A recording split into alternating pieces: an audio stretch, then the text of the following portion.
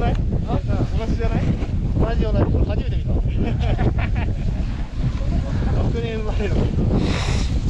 あ、来たね。す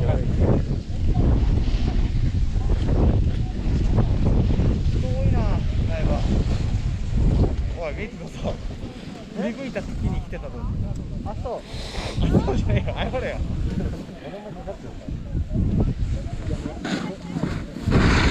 ごめん、白井さん。ごめん。今朝悪いと思ってる。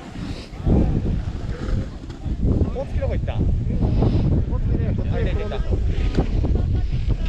ちゃうか。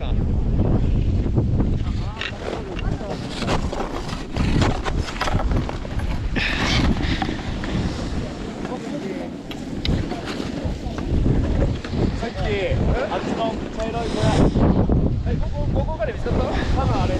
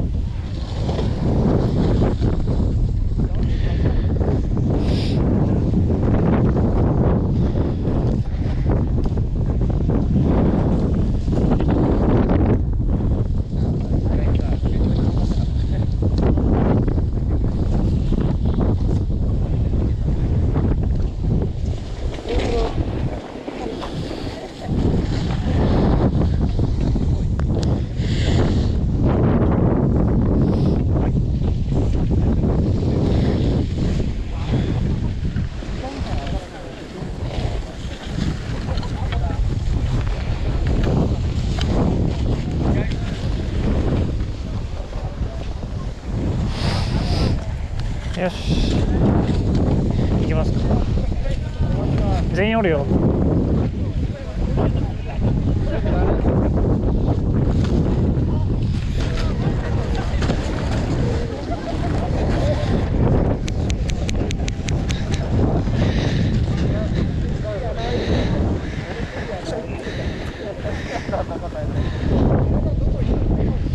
多分